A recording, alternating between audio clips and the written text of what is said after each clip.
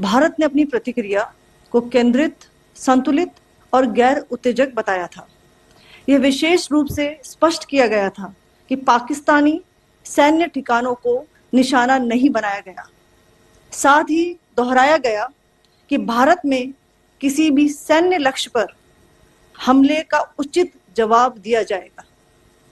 7 से 8 मई 2025 की रात को पाकिस्तान ने उत्तरी और पश्चिमी भारत में स्थित कई सैन्य ठिकानों को, जैसे कि अवंतीपुरा, श्रीनगर, जम्मू, पठानकोट, अमृतसर, कपूरथला, जालंधर, लुधियाना, आदमपुर, भटिंडा, चंडीगढ़, नाल, फलौदी, उत्तरलाई और भुज पर ड्रोन और मिसाइलों से हमला करने का प्रयास किया।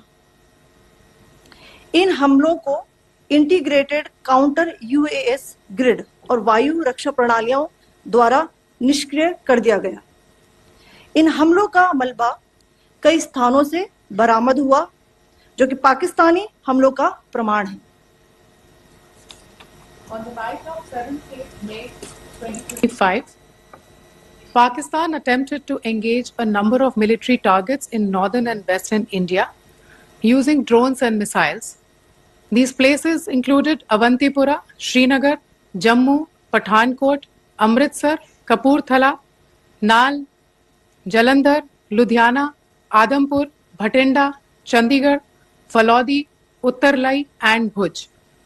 These were neutralized by the integrated counter unmanned aerial system and other air defense systems. The debris of these attacks is now being recovered from a number of locations that prove the Pakistani attacks.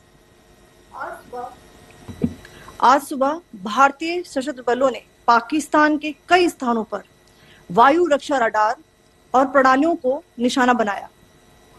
Bharat की प्रतिक्रिया समान क्षेत्र में समान तीव्रता के साथ की गई। यह विश्वसनीय रूप से ज्ञात हुआ कि लाहौर में स्थित एक वायु रक्षा प्रणाली को निष्क्रिय कर दिया गया। Today morning, Indian Armed Forces targeted air defense radars and systems at a number of locations in Pakistan. Indian response has been in the same domain with the same intensity as Pakistan. It has been reliably learnt that an air defense system at Lahore has been neutralized.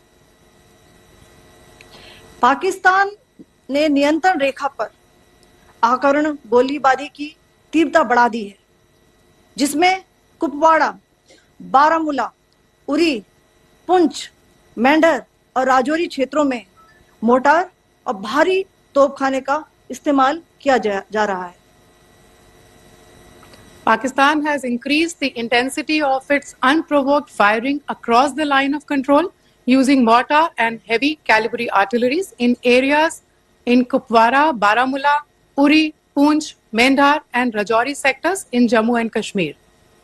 16 innocent lives have been lost, including 3 women and 5 children, due to the Pakistani firing. Here too, India was compelled to respond to bring mortar and artillery fire from Pakistan to a halt. Indian Armed Forces reiterate their commitment to non-escalation, provided it is respected by the Pakistan military. Jai Hind.